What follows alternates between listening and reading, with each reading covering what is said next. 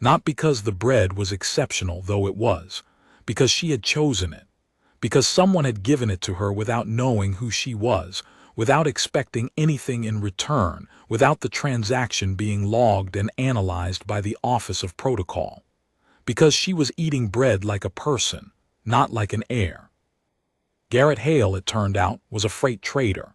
Independent operation, one ship, a converted Thesic cargo hauler he'd bought at salvage auction 6 years ago and rebuilt himself, piece by piece, in docking bays across 15 systems.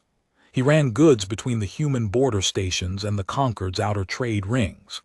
Legal goods, he specified, with a half-grin that suggested the distinction mattered to him, and that he'd met plenty of operators for whom it didn't. He'd been docked at Velathar for 3 days, waiting for a parts shipment that kept getting delayed by customs processing, and he'd taken to walking the market because, as he put it, sitting in a docked ship makes me stupid. You start checking the same instrument readings over and over. Better to walk, better to see things. She fell into step beside him without deciding to. He walked the way he talked, steady, unhurried, with a kind of easy attention to the world around him that she had never seen in anyone who moved through the palace. In the palace, attention was political. You watched people to assess their position, their threat level, their utility. Every glance was a calculation. Every greeting was a negotiation. Garrett watched a Thesic glassblower shape a vase with his heat tongs and said, "Look at the way he rotates the base. He's compensating for the draft from that vent behind him. That's 30 years of muscle memory in one wrist." He watched a pair of Velathari children sharing a bag of roasted Keleth seeds on a bench and said, "My daughter used to do that. Pick out all the burned ones first because she liked the bitter taste. Her mother thought she was being difficult. She was just specific about what she wanted." "You have a daughter?" Elindra asked. "Had," he said. Then, after a pause, "Have, she's with her mother on Cygnus Station. I see her when I'm in the sector. Not as often as I'd like."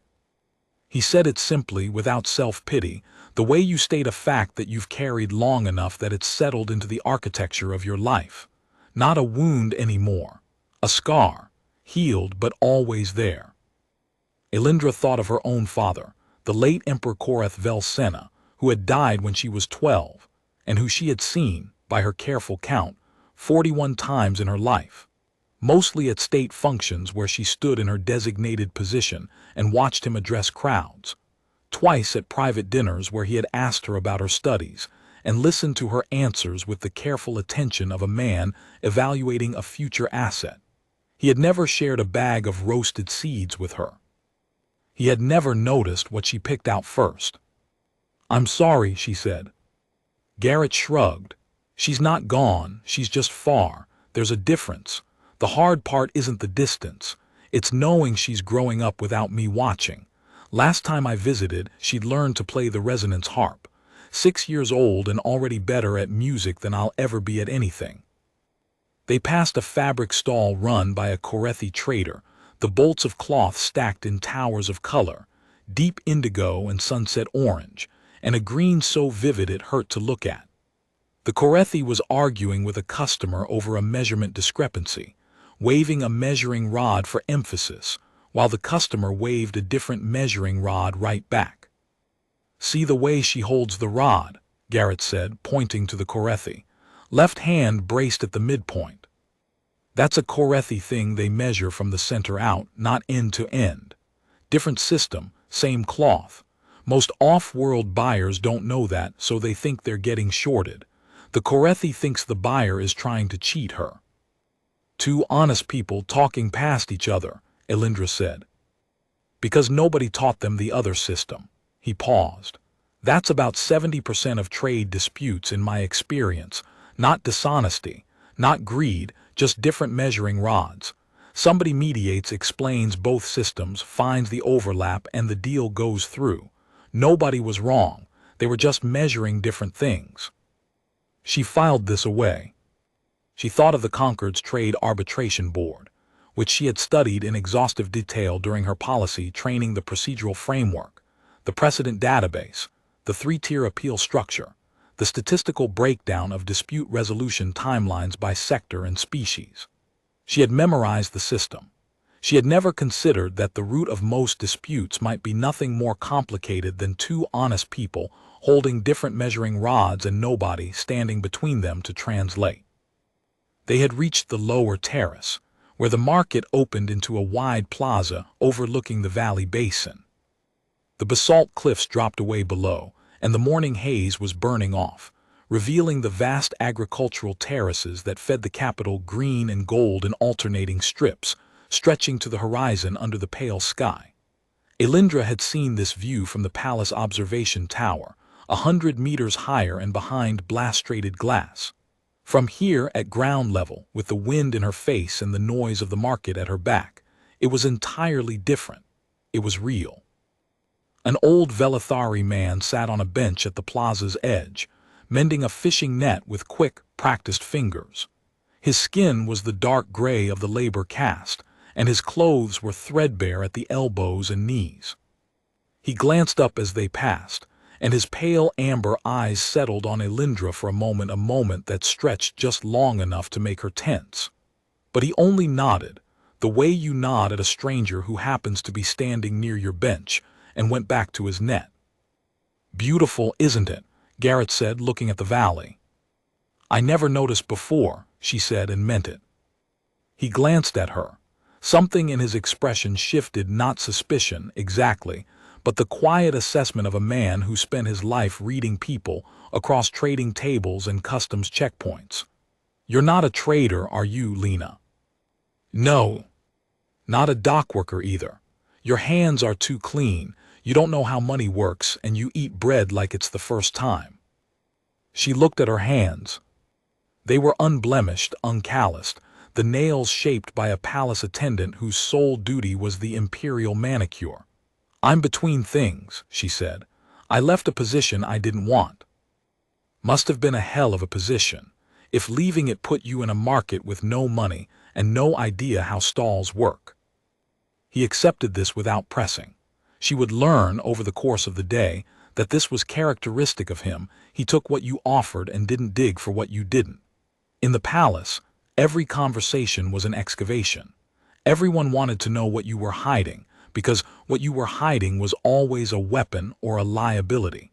Garrett seemed to operate on the assumption that people's secrets were their own business, and that what they chose to share was enough to work with.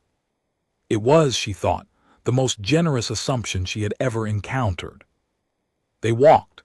The lower terrace curved along the cliff face, and here the stalls thinned out into wider spaces, a water vendor filling canteens from a filtration unit bolted to the rock wall, a leather worker stitching harness straps on a low bench, a Thesic mechanic selling reconditioned atmospheric processors from the back of a ground transport that had clearly seen better decades. The mechanic had a hand-painted sign in 3 languages, 2 of which Elindra could read, and 1 she couldn't.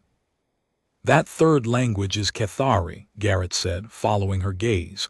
"Border dialect. Means there's Kethari trade traffic through here, probably a settlement within a day's travel." He paused. "Nobody at the Port Authority logs Kethari movements because they're classified as migrant labor, not commercial entities. So they don't exist in any official trade database. But they're here. They're buying atmospheric processors. And the fact that this mechanic bothered to learn enough Kethari to paint a sign means they're regular customers. An entire population, invisible to the official record. Not invisible, just not counted. There's a difference, and it matters. If you're a policymaker looking at trade flow data for this sector, the Kethari don't show up. No commercial entity registration, no tax baseline, no import-export tracking. But walk through the market and you see the sign, and you realize there's an entire economy operating underneath the one you're measuring. Elindra thought about this. She thought about the 12 volumes of trade analysis she had been required to memorize for her statecraft examinations, the comprehensive sector-by-sector breakdown of commercial activity in the Velithari Dominion. 12 volumes, not one mention of Kethari, not one sign in a language the palace didn't track. She had passed those examinations with the highest scores in 3 generations. She was beginning to suspect those scores meant nothing at all. Garrett showed her how the market actually functioned, not the trade volume statistics and supply chain models she'd studied in her economics tutorials, but the living mechanics of it. The bread vendor on the second terrace bought her grain from a cooperative on the agricultural terraces, but the cooperative's transport contract was with a Thesic haulage firm locked in a pricing dispute with the Port Authority. So the grain was arriving late and in smaller quantities. So the bread loaves were smaller than they'd been a month ago, and the vendor was supplementing with a cheaper off-world grain that changed the flavor and the texture. Everything connects, Garrett said. Pull one thread and the whole weave shifts, same on every world I've traded on. The details change, different grain, different species, different bureaucracy gumming up the works, but the pattern doesn't. One policy decision at the top ripples down through 100 intermediaries and lands on some vendor's board as a smaller loaf. And does anyone at the top notice? In my experience, almost never. The people making the decisions are reading manifests. The people affected by the decisions are standing at the dock. He picked up a hull patch applicator from a tool vendor's display and turned it over in his hands. This is Thesic made, good quality, solid thermal bonding, but the grip's wrong for human hands, too narrow. I had to wrap mine in engine tape to use it. He set it down and picked up another from a different bin. This one's a knockoff. Half the price, stamped out in some workshop in the outer rings. But the grip fits better because whoever copied it had a human customer once and adjusted the mold. Markets self-correct, Elindra said, pulling the phrase from her economics training. Garrett made a sound that wasn't quite a laugh. Markets stumble forward. Sometimes they stumble into something good. Sometimes they stumble off a cliff and take 1 million people with them. The correcting part, that's people. Somebody has to notice what's happening and decide to do something about it. And who does that? Whoever's paying attention, usually not the ones at the top. A little further along the terrace, they encountered a dispute. A young Velithari vendor female, blue-tinged artisan cast skin, hands stained with polishing compound, was arguing with a Port Authority inspector over a licensing fee. The inspector, a tall male with the clipped manner of someone who had memorized a regulation book and mistaken it for wisdom, was holding a datapad and pointing to a line item. The surcharge was added in the last rate revision, the inspector said. All food-adjacent vendors in the lower terrace district are subject to the amended schedule. I'm not a food vendor, the young woman said. She was selling carved figurines, small, intricate stone sculptures of animals and ships and abstract patterns. Her table was covered with dust from her work. I carve stone. I don't serve food. Your stall is within 20 meters of a food arcade. Under the amended schedule, food adjacent means. It means whoever wrote the regulation has never been to this market. I've been in this spot for 4 years. The food arcade moved next to me, not the other way around. Now I'm supposed to pay a surcharge because somebody else set up a grill near my table. The inspector shrugged. Take it up with the appeals board. In the meantime, the surcharge applies. The appeals board meets once a quarter. By then I'll have closed. He entered a note on his datapad and moved on. The young vendor stared at her figurines, her jaw tight, her hands still. Elindra recognized the expression someone who had just been told that a system she had no voice in had decided her fate. Does that happen often? Elindra asked Garrett. Every time they revise the rate schedule. Some bureaucrat in the Port Authority adjusts a definition, and the adjustment cascades through the market. Most vendors can't afford legal counsel, and by the time a dispute is heard, they've either paid the surcharge or closed up shop. Elindra looked back at the young vendor, who had picked up one of her figurines, a small carved ship, exquisitely detailed, and was turning it over in her hands. assessing whether she could afford to keep making beautiful things if the surcharge ate her margins. Something solidified inside Elindra's chest, not anger exactly. Something quieter and harder. The Port Authority pricing grid. She would remember that. She would remember the young woman with the carved ships and the regulation that had been written by someone who had never walked this terrace. A commotion near the stairway between the second and third terraces cut the conversation short.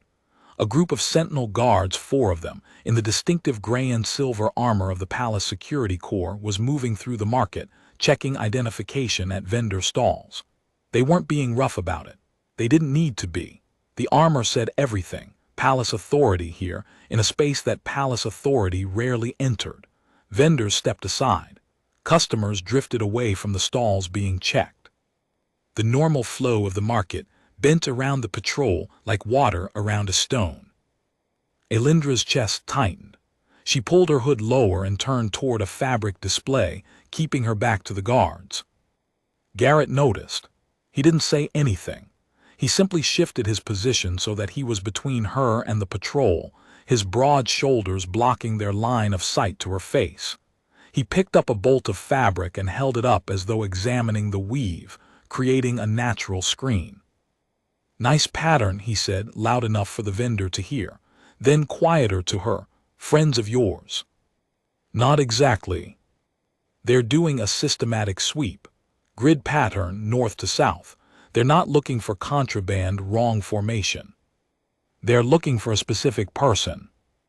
He set the fabric down, bought a small square of it, overpaying deliberately, pressing extra credits into the vendor's hand, so the transaction would be memorable as generous human, not suspicious pair, and guided her into a narrow side passage between stalls. The passage opened onto a covered arcade, dim and cool, lined with repair shops and parts vendors. The Sentinel patrol moved past the entrance without turning in. They stood in the arcade for a moment, the tension slowly draining. A repair vendor was welding something behind a curtain, the blue-white flash of the arc casting sharp shadows on the stone walls. The air smelled of solder and old machine parts and the mineral tang of heated basalt. "Lena," Garrett said. His voice was careful, measured. "I'm not going to ask what you're running from, but I need to know one thing. Are you in danger?" She thought about it honestly. "No, not in the way you mean. Nobody's trying to hurt me. They're trying to collect me." "Collect you?" "Return me to a place I left." He processed this. The welding arc flashed again, throwing his face into sharp relief. "Okay," he said. "Then we keep walking, but we stay on the lower terrace for a while. The patrols are concentrating on the upper levels. That's where the stairway access from the palace comes out." "How do you know that?" "Because if I were running security for this district, that's where I'd concentrate. The lower terrace has too many exits and too many sightline breaks. It's a nightmare to sweep." She looked at him with new eyes. "You know a lot about security sweeps for a freight trader." "I know a lot about not being found when I don't want to be found. Related skill set." They circled the lower terrace and explored sections of the market that Elindra suspected had never appeared on any palace schematic. They found a workshop run by an elderly Velithari woman named Korath, who rebuilt old Thessic drive cores by hand. Her shop was a cave of dismantled machinery and dangling cables, and the smell of thermal grease. She had 9 drive cores in various states of disassembly arranged on racks along the walls, and she addressed each one by name. "This is Patience," she said, patting a massive cylindrical housing streaked with carbon scoring. "Commercial freighter core, 40 years old. The thermal coupling is fused. Everyone said scrap it, but she's got good bones. She just needs someone to listen." She talked to the engines as she worked, murmuring to them, scolding them, coaxing seized bolts loose with a combination of penetrating solvent and what appeared to be gentle encouragement. Garrett watched with the focused attention of a man who understood machines, and when Korath struggled with a corroded manifold joint, he reached in without being asked and braced the housing while she applied torque. "You've done this before," Korath said. My ship's got a Thesic core, third generation. I rebuilt it from salvage. Third generation, she made a sound of approval. Those were built to last. The new ones are faster, but they don't have the same soul. They stayed in Korath's workshop for an hour, and in that hour Elindra watched Garrett move through a world she had never known existed, a world of skilled hands, and inherited knowledge and relationships built on shared work rather than shared rank. He and Korath disagreed about the proper way to seat a coupling ring, and settled it by trying both methods on a test assembly.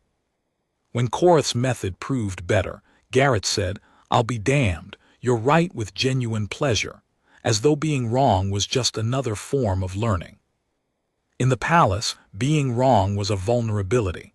It was catalogued and stored and deployed at the appropriate moment. Here, it was just a conversation between two people who knew engines. Korath noticed Elindra watching from the doorway. "Your friend is quiet," she told Garrett. "She's learning." "Learning what?" "Everything, I think."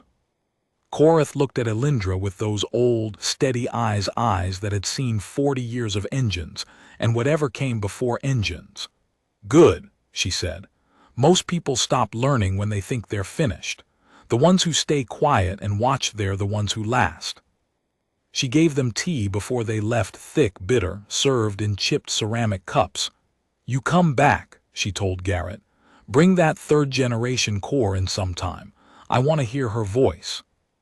Outside, Garrett bought lunch from Nethara's stall. On the second terrace, grilled keleth root skewers with a peppery sauce. Nethara, the elderly woman who ran the stall, called Garrett the human, with a warmth that said 3 days of repeat business had elevated him from stranger to regular. "Your friend doesn't talk much," Nethara observed, glancing at Elindra.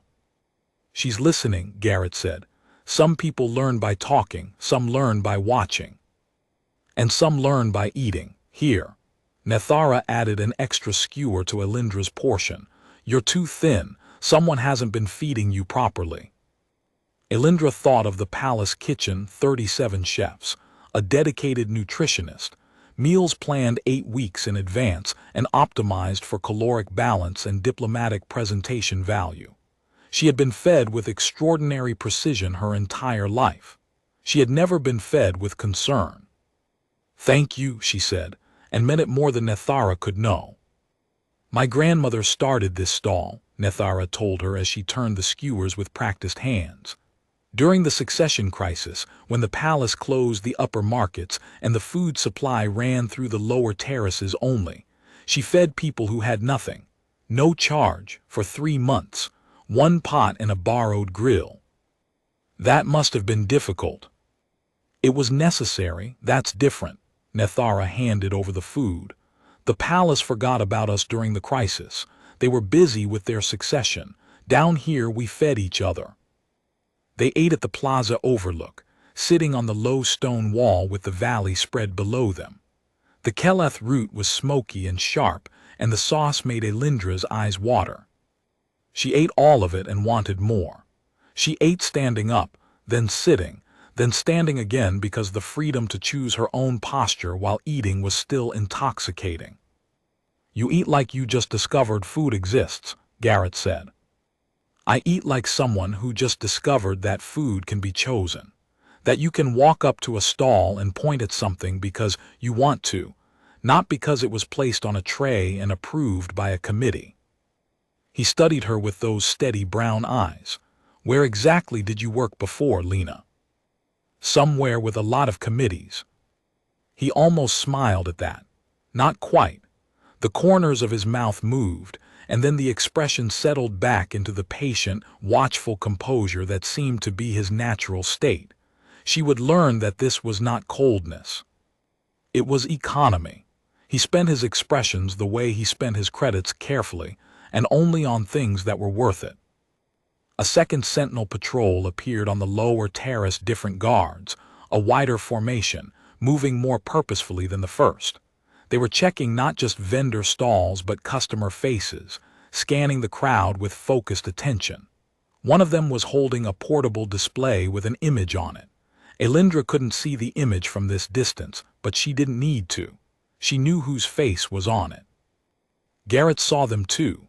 Without a word he stood, positioned himself between Elindra and the patrol's sight line, and began walking, not hurrying, not furtive, just a man and a companion strolling through a market on a pleasant afternoon. He guided her through a secondary arcade, past a row of locksmith stalls, and into a quiet pocket of the market where two canvas partitions created a dead-end space that no patrol would bother entering. "Second patrol in 3 hours," he said quietly. "They've widened the search grid. Whatever you left behind, they're serious about getting you back." Her communicator, the emergency channel she couldn't disable, began to pulse against her hip. She pulled it out and read the scrolling text. "Palace Security Alpha Alert. Air presumptive missing. All Sentinel units mobilized. Conquered delegations in lockdown. Prime Minister issuing statement. Sector-wide media alert authorized." She stared at the words. The gap between the world she was sitting in and the world described in that alert was so vast she couldn't bridge it. 1,000 Sentinel guards searching the city. The conquered delegates locked in the Great Hall. The Prime Minister on the feeds, explaining to 40 systems that the Empress-designate had vanished on the morning of her coronation. "Bad news?" Garrett asked. She closed the communicator. "Complicated news." "Want to talk about it?" "Not yet." "Okay." He leaned back against the canvas partition. "We could go look at the shipyard quarter if you want. There's a woman down there who rebuilds navigation arrays from scratch, uses salvaged components and hand-soldered connections." She almost said yes. She almost let the afternoon carry her further into this borrowed life. But the communicator was pulsing again, and she could feel the weight of everything it represented: the crown she'd dropped, the ceremony she'd halted, the 1,000 delegates, the empire she'd left sitting in a locked hall while she ate bread in a market. "Garrett," she said, "I need to tell you something, and I need you to listen without reacting." "I don't promise that, but I'll try." She pulled back her hood. Her hair, silver-white, long, still braided with the remnants of coronation pins she hadn't fully removed, fell across her shoulders. Her ears, the elongated points of Velithari high-caste lineage, were visible for the first time. But it was her eyes that would give her away to anyone who had ever seen a newscast: deep violet, luminescent, with the distinctive ring of gold around the iris that marked the Vel-Sena imperial bloodline. There were perhaps 40 living Velithari with those eyes. All of them were in the palace. Except one. Garrett looked at her. His expression did something complicated: a flicker of recognition, then a moment of recalculation, like a man who has just realized the cargo manifest he's been reading was for the wrong ship entirely. Then a deliberate settling, a conscious choice to stay exactly where he was and be exactly who he was. No panic, no sudden deference, no dropping to a knee. "Huh," he said. "That explains the bread thing." The sound that came out of her was closer to a sob than a laugh, but laughter lived in it. "You're not surprised." "I'm very surprised. I'm also a freight trader who's been through customs on 37 worlds. I learned early not to let surprise show on my face. Bad for negotiation." He paused. "So, you're the one they're looking for?" "Yes." "The coronation they've been advertising on every feed in the sector?" "Yes." "And you ran?" "Yes." He didn't ask why. Not immediately. He stood with it without rushing to fill the space, without performing understanding. The canvas overhead flapped in the valley wind. In the distance, the second Sentinel patrol moved down the main thoroughfare without looking into their pocket of dead-end space. After a while he said, "What do you want to do?" Not "what should you do?" Not "what are you going to do?" What do you want? Nobody in 23 years of imperial training, in 1,000 briefings and 100 strategy sessions, and a lifetime of being prepared for the throne had ever asked her that. What she wanted had never been a relevant variable. What the Dominion required, what the conquered expected, What the succession protocols demanded, those were the variables. Her wants were not part of the equation. "I want to go back," she said, and the words surprised her because they were true and she hadn't known they would be. "Not because they're making me, not because I'm afraid, because I understand something now that I didn't understand this morning." "The bread," she said. "The bread." The bread, the transport dispute, the measuring rods, Nethara's grandmother feeding people during the crisis, Korath talking to engines, the children sharing seeds, the Kethari sign that doesn't exist in any official database, the young woman with the carved ships who's about to lose her stall because a regulation was written by someone who's never walked this terrace. She looked at the market, the terraces, the vendors, the ordinary, extraordinary machinery of a world being alive. If I'm going to rule these people, I need to know what ruling touches. I've spent my entire life above this, looking down through observation galleries and statistical models and policy abstracts. I needed to stand where it lands. I needed to eat the bread and taste what a transport dispute does to a loaf. "Walk the dock," Garrett said. "What?" "Something my father used to say. He was a cargo handler on Meridian Station, spent 30 years loading other people's freight. Told me the difference between a good trader and a bad one is that a bad trader reads the manifest and a good trader walks the dock. The manifest tells you what's supposed to be there. The dock tells you what is. You can run a route for 20 years on manifests and never understand your own cargo until you walk down and put your hands on the crates. Your father sounds like he understood something most people don't." "My father was a cargo handler who had his back broken twice and his pension denied once. Wisdom wasn't his word for it. He'd have called it common sense, except he noticed that common sense wasn't all that common among the people who wrote the regulations he worked under." He paused. "But he was right. You can't know a thing by reading about it. At some point you have to walk the dock." "I just did." "Yeah." He looked at her, at the violet eyes and the silver hair and the coronation pins, and the woman underneath all of it who had spent a day eating bread and learning how measuring rods work and watching a woman talk to engines. "Yeah, you did." She looked at him. The afternoon light had shifted, turning the haze above the valley to amber, and in that light his face was all planes and angles and settled experience.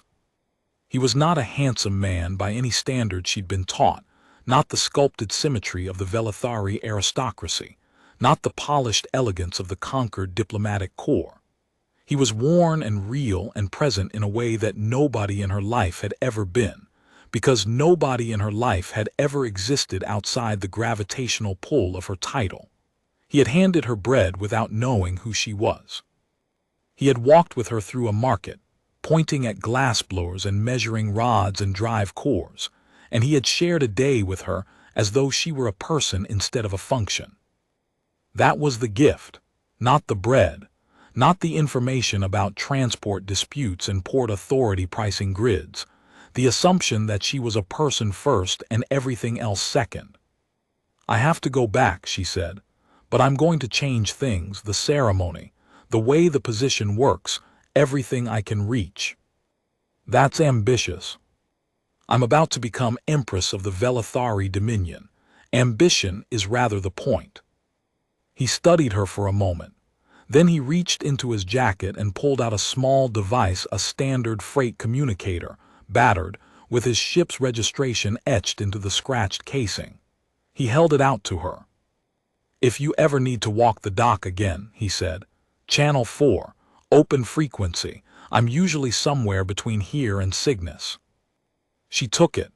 The device was warm from his pocket and lighter than anything she had ever been given. In the palace, gifts were presented on ceremonial cushions, catalogued by the Office of Protocol, assessed for diplomatic significance, archived in the Imperial Vault.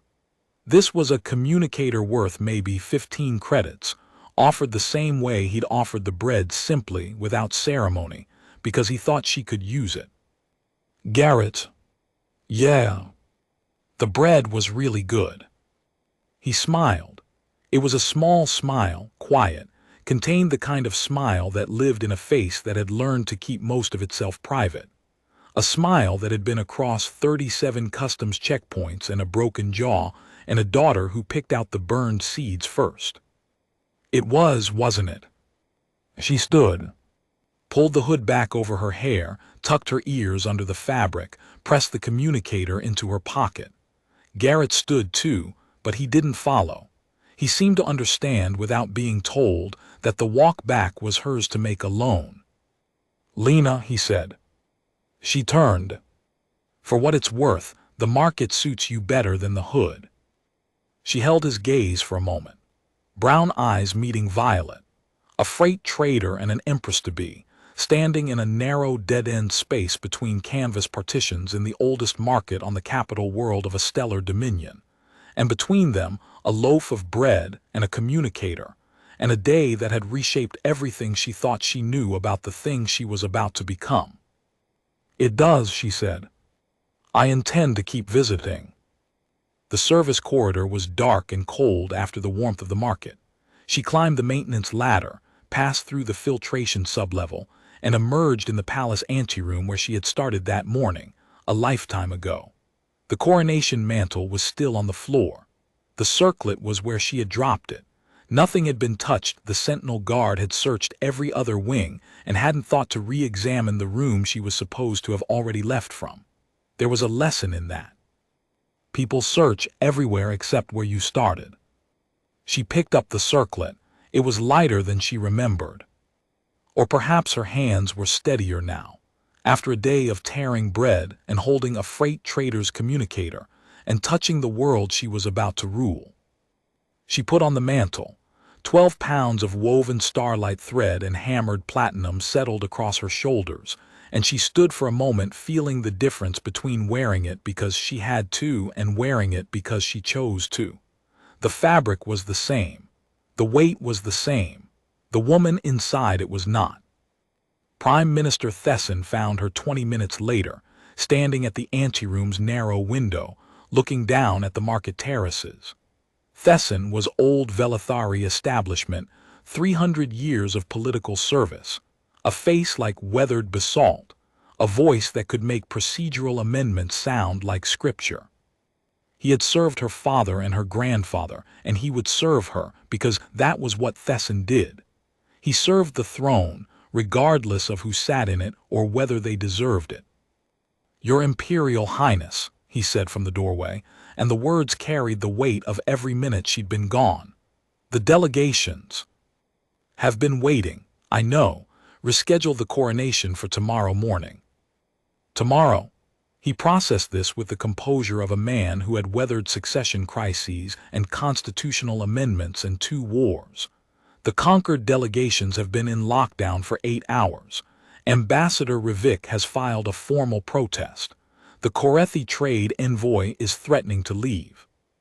The media feeds are running speculation from assassination to abdication. I will address the delegations personally this evening and explain the delay, but the ceremony moves to tomorrow.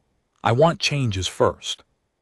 Something shifted in Thesson's expression, barely a flicker on that granite face, but she had been trained since childhood to read Velithari microexpressions, and what she read was genuine surprise. "Changes," he said carefully, "to the coronation ceremony, which has been performed without alteration for 700 years. 3 changes. First, the processional route will pass through the Nethali Market District, ground level, open formation. I will walk among the people I'm swearing to serve, on the stone, in the market, through the stalls.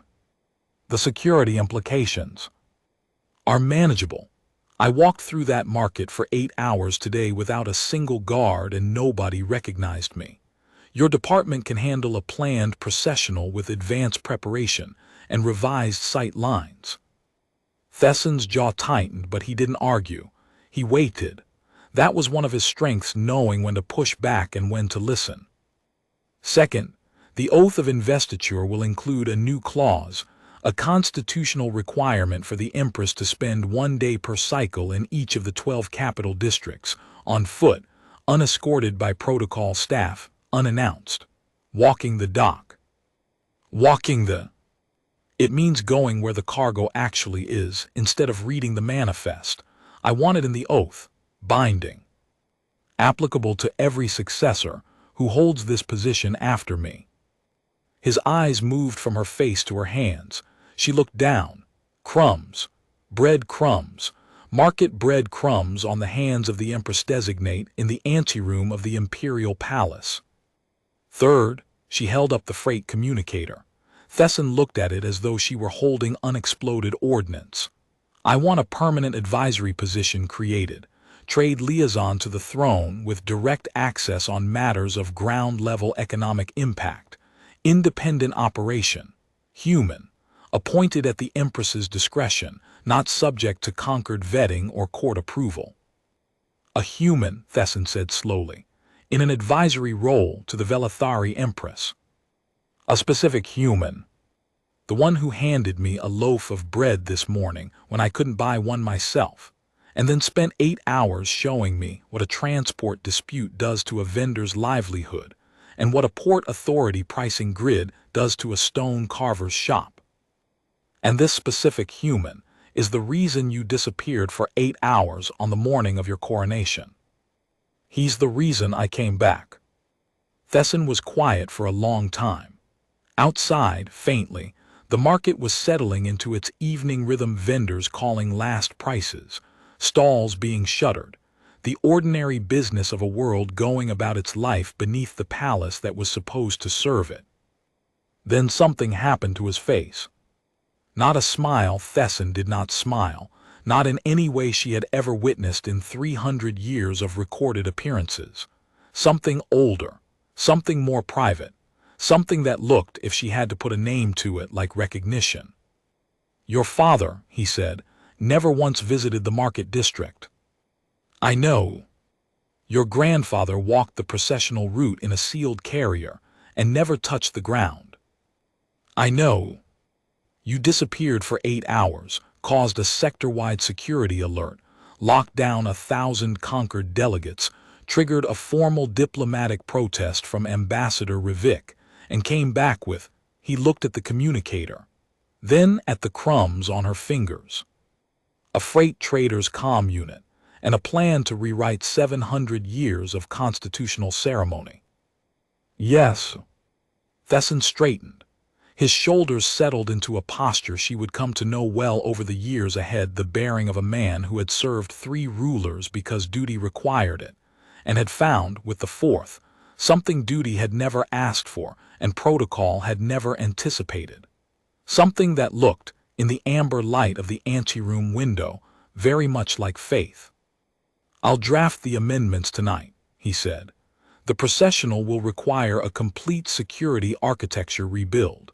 I can have it operational by dawn if I pull the senior detail now. Do it. He turned to leave, stopped. Highness, the bread vendor on the second terrace. The woman with the dark grain loaves. She went still. You know about her. I've been eating her bread for 40 years. Finest loaf in the district. He paused. The loaves have been smaller lately. Transport dispute with the Thessic Haulage Collective. The Port Authority's pricing grid hasn't been updated in 6 years, and the Agricultural Cooperative is absorbing the cost difference. You knew. I know the market, Highness. Most of us who serve in the palace do. Those of us who walk the lower terraces on our own time, who buy our bread from vendors instead of the palace kitchen, who have learned the names of the women who run the stalls. It's the palace itself that forgets. He met her eyes, and in that look was something she hadn't expected from a man who had spent 3 centuries serving protocol. Hope. Perhaps it will remember now. He left. Elindra stood at the window, holding the communicator, watching the market lamps come on below, warm orange points in the gathering dusk, one by one, vendor by vendor, like a constellation forming at her feet. She pressed the call button, channel 4. Static ship systems humming, then hail. It's Lena. A pause. She could hear the background sounds of his vessel, the low thrum of a reactor on standby, the distant beep of a cargo manifest updating, the quality of quiet that lives inside a docked ship. "You made it back," he said. "I made it back. The coronation is tomorrow morning. I'm going through with it." "Good." "I'm making changes, 3 of them. The processional route, the constitutional requirements, and the advisory framework. Because of today, because of what I saw." "I didn't show you anything, Lena. You saw it yourself. I just happened to be standing next to you when you looked." She smiled. He couldn't see it, but she thought he might hear it in her voice. "I created a position, trade liaison, direct advisory access to the throne, independent operation, no conquered vetting." Silence on the line. "Lena, I'm a freight trader. I haul cargo in a rebuilt salvage ship between Cygnus and the outer rings. I don't advise empresses." "You advised me today. You handed me bread, walked me through a market, and taught me more about the world I'm supposed to rule than 20 years of palace education. You showed me measuring rods and transport disputes, and a woman who talks to engines, and a grandmother who fed people during a crisis, and a stone carver who's about to lose her stall because a regulation was written by someone who's never walked her terrace. That's exactly what I need. Someone who sees the dock, someone who walks the ground." A longer silence, the ship humming around him, the faint sounds of the port beyond the hull, docking clamps cycling, cargo loaders beeping, the ordinary machinery of worlds being connected. "Channel 4 will still be open," he said finally. "I can make Velathar a regular stop, monthly. Between Cygnus and the outer rings. Monthly. To start, let's see if you still want a freight trader's opinion after you've been Empress for a month." "Garrett, I'll want your opinion after a month, and after a year, and after 10 years, and after that." When he spoke, his voice was steady and unhurried, and real, the voice of a man who crossed the distance between worlds for a living, and had learned that the distances that mattered most were never the ones you could measure in light years or chart on a navigation console. "Then I'll be there," he said. "Channel 4. The coronation of Empress Elindra Velsena took place the following morning at the 9th hour, as pale gold light broke across the basalt cliffs of Velathar. The processional route, for the first time in 700 years, descended from the palace plateau and passed through the Nethali market district at ground level. The Empress walked. She did not ride in a sealed carrier. She did not float above the crowds on a shielded platform. She walked on the stone, through the stalls, past the fabric vendors and the tool merchants and the repair shops, past the covered arcade where Korath's welding arc flashed behind its curtain, past the bench where the old man mended his fishing net, past the food arcades where the smoke from grilled Kelath root drifted across the processional path. The stone carver's stall was still there, still open, the figurines arranged on the dusty table. The young woman looked up as the processional passed and stared at the circlet and the mantle with an expression Elindra filed away for later. The Port Authority pricing grid was on her list. The food-adjacent surcharge was on her list. The Kethari population that didn't exist in any official database was on her list. The list was long. She was 23, and by Velathari standards she had 4 centuries ahead of her. She had time, and she had a communicator on Channel 4. She stopped at the bread stall on the second terrace.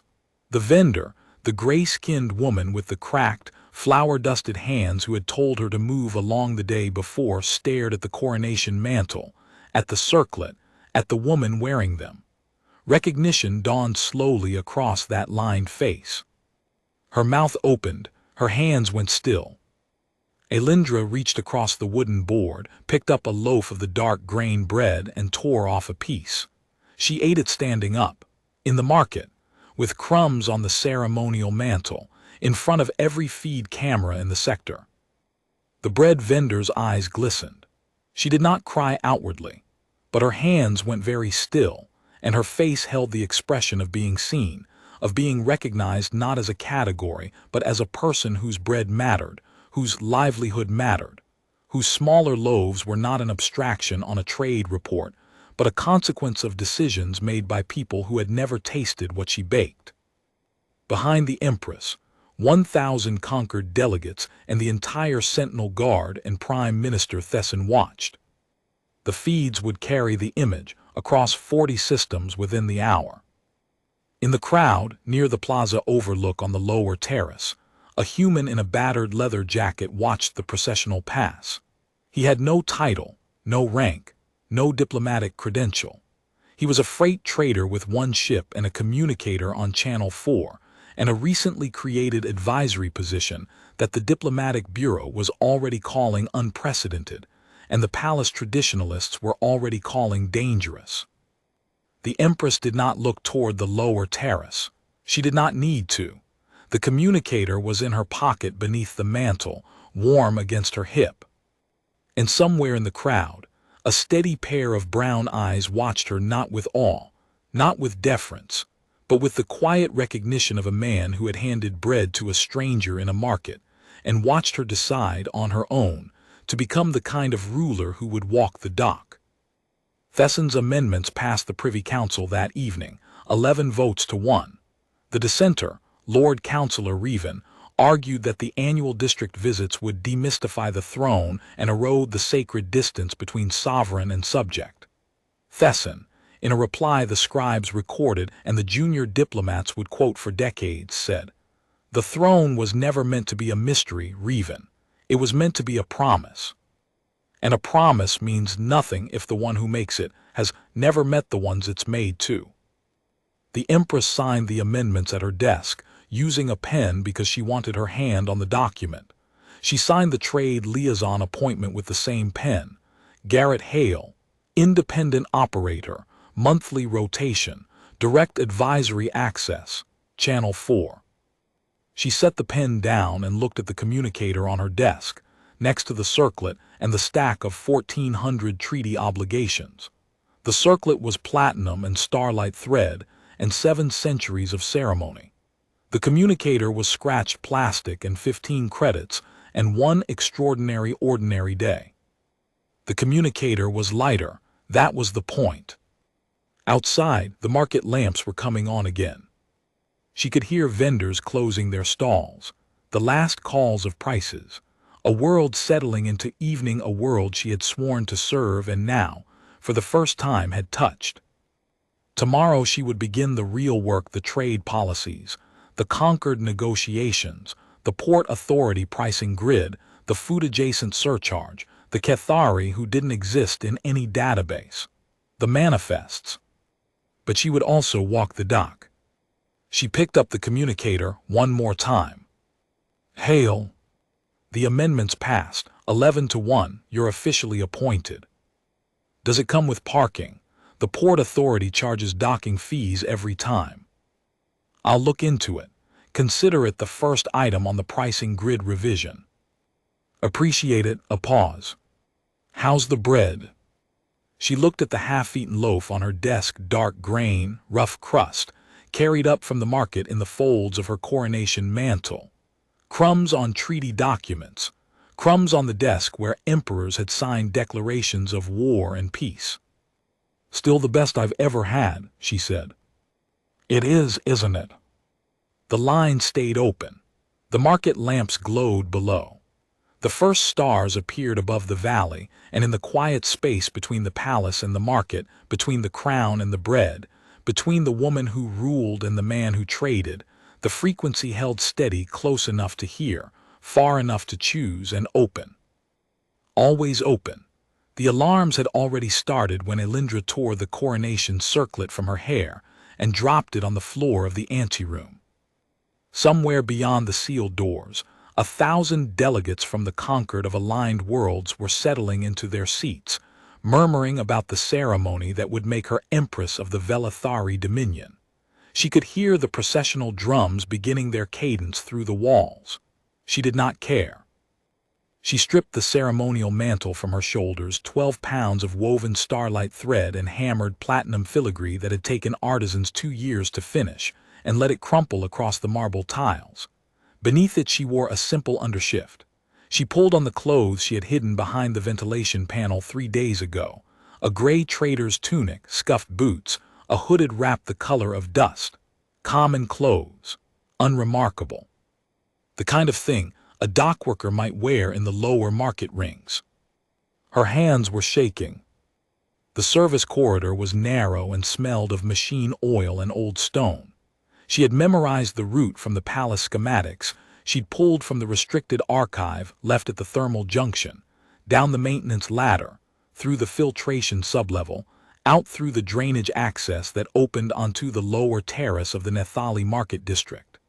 3 security checkpoints stood between her and the outside world. She had timed their shift rotations. She had exactly 14 minutes before the sentinel guard realized the anteroom was empty. She ran. The first checkpoint was unmanned shift change, as predicted. The second had a single guard, half asleep, who glanced at her trader's tunic and waved her through without a second look. At the third, the drainage access, she had to force a rusted latch with both hands, and the noise it made echoed through the tunnel like a gunshot. She froze. Nothing followed. She pushed through into open air, and the noise of the market hit her like a wall. Nethali was the oldest trading district on Velathar, the Dominion's capital world. It sprawled across 3 terraced levels cut into the basalt cliffs beneath the palace plateau, a maze of open-air stalls and covered arcades and narrow stone stairways connecting them all. The morning light, pale gold, filtered through the atmosphere's characteristic haze, slanted across awnings of faded canvas, and caught the dust motes spinning above bins of dried grain and stacked crates of machine parts. The air smelled of roasted Kelath root and engine grease, and something sweet she couldn't name. Elindra pulled her hood lower and walked into the crowd. She had never been in a crowd before, not like this. She had stood on balconies above crowds, had been carried through them in shielded processionals, had watched them from observation galleries while her tutors explained the economic indicators of market density. She had never been inside one.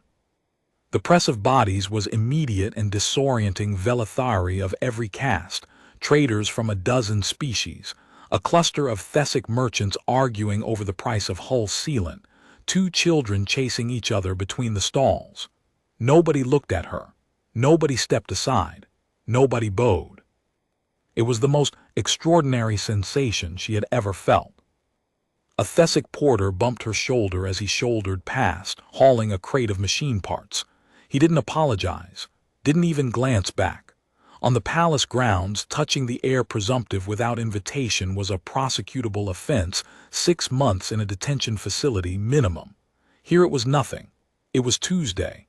It was a big crate and a narrow aisle and a woman standing in the way. She walked for 20 minutes before she realized she was lost. The market's layout bore no resemblance to the orderly grid. The palace schematics had shown stalls had been added and removed and rebuilt so many times that the passages had become organic, curving and branching and dead-ending without pattern. She was on the second terrace, she thought, somewhere near the food arcades, but she couldn't find the main stairway back to the upper level. She didn't particularly want to find it. She wanted to keep walking. She stopped at a bread stall because the smell was extraordinary, thick, dark grain loaves with a crust that crackled when the vendor broke one for a customer. Elindra had eaten bread in the palace.